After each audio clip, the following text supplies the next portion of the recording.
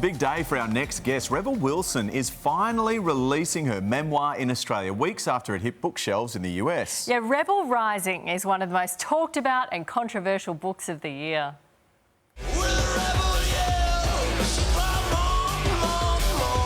It's the highly anticipated autobiography of an Aussie who dreamed of becoming an actress and became a global superstar. I come from the bush, but yeah, if you think about it, don't we all? Rebel Wilson's new memoir takes readers on a journey from her humble beginnings growing up in Castle Hill in Sydney, dealing with weight gain and weight loss, and hitting the big time in Hollywood. What's your name? Fat Amy. You call yourself Fat Amy? Yeah, so twig bitches like you don't do it behind my back. From losing her virginity at 35 to fertility issues, her sexuality, and how she met her fiancé Ramona, the book is a candid portrait of a household name. But in Australia, an entire chapter has been redacted. It's about Rebel's claims of working with actor Sacha Baron Cohen, incidents which he says are demonstrably false. All that remains, a statement from Rebel. It is frustrating to have written my truth, but because of defamation laws in Australia, the publisher has decided they cannot print this chapter. And Rebel Wilson joins us now. Good morning to you. One of the year's most talked about books, finally hitting the shelves. How are you feeling to birth your baby? Oh, I'm feeling great. It's finally coming out in Australia. Good morning, Nat. Good morning, Sheba. It's great to chat to you. So what's it like at the moment?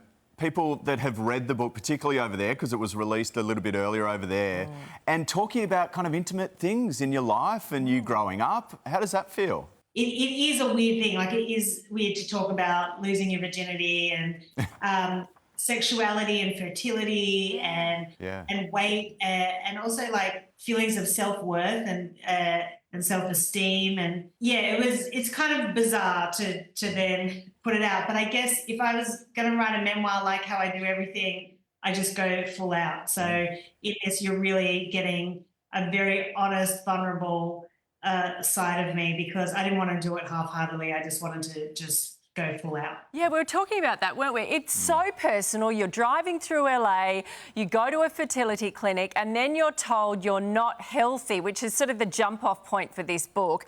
And you say, basically, Hollywood liked you fat. How difficult was that to actually write that and reconcile that? Yeah, I guess I had a team here who you were obviously also making money off me playing a fat, funny girl, which I love doing, by the way. Like, you know, there you can see from Pitch Perfect, Fat Amy, which is probably my most favourite character ever to play. So the one time I loved that, and I'm so body positive. I think beauty is at any shape and size. But then on the other hand, if I wanted to have a child and wanted to become healthier and not go, have any serious diseases like diabetes that my father had, I had to get healthy. And at the time, which is the start of the book, I was kind of forced with this dilemma about, do you get healthy at potentially the risk of losing your career? Obviously that hasn't happened, but that was how it was presented to me at the time. I wanted to mention this because you talk about no holds barred and warts and all. Well, in Australia, when you get to chapter 23, it's redacted. It actually isn't there. So how do you feel about part of it being censored? So personally, it wasn't my idea to censor it. I write in that chapter about the worst professional experience of my career, which was with Sacha Baron Cohen on a movie called Grimsby. And I wanted it out. The problem is it would have taken a little while, a few months or so legally, to do that, and I just wanted to have the book come out in Australia. I didn't want to wait that long. It's just because of the differences in defamation laws between different countries. And so, I don't know, I guess people can easily find out what's in that chapter because there's been a lot written about it. I've spoken about it quite a lot, so I guess you can just Google that. We're just not allowed to talk about it. No, we won't. Can I ask you about being a tween? Because apparently you're a gangster rapper, amongst other things, forming a rap group with your sister Liberty. A mix of crisscross songs mashed up with a bit of Will Smith. Can you give us an example? Yeah, with those little bows on my head and the blunt fringe. So I had this rap group with my sister Liv. Hi, Liv, if you're watching. And we kind of, we thought we were gangster. I literally thought maybe I could have a rap career, and I made little demos on cassette tapes and sent it out to record labels in Australia. Nobody ever responded back. But we used to do crisscross songs. Like there's this one called "I Miss the Bus," and I was like, "I miss the bus, I miss the bus," because what is a white girl from Sydney really going to rap about? It's real life. It's hardship. Yeah, I took the bus for school, so that's what I was rapping. I was doing covers, and we went in a couple of local talent quests. We never won. We got highly commended. And I was like, highly commended is good. It means come back again, but try harder next time. There are pretty eye-opening revelations in the book too.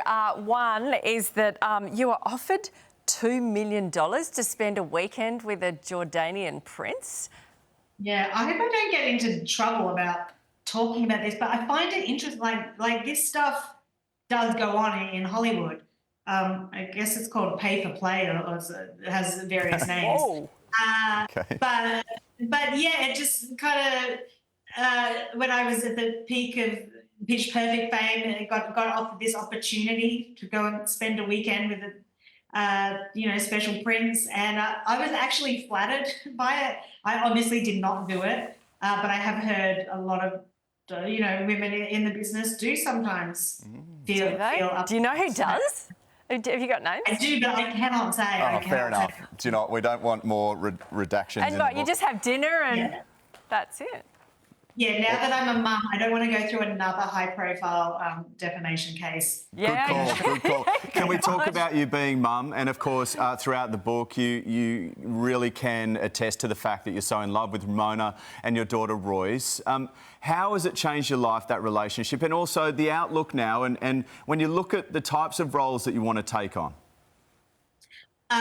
She's just like amazing. We just had the best day yesterday with Rosie. She now talks a lot. She's 18 months and she just runs around and she says, "I love you." And she has an Australian accent, which is great. Maybe because I've showed her a few episodes of Bluey, even though we're living in America right now. But it's just, it's changed my perspective, and I'm really conscious of the messages I'm putting out in my work. And I just was directing a movie down in Australia called The Dead, which is just so empowering and positive and joyful. It's his original musical that everyone's will see later in the year, which is great. So it just makes me a bit more conscious about the work that I'm doing.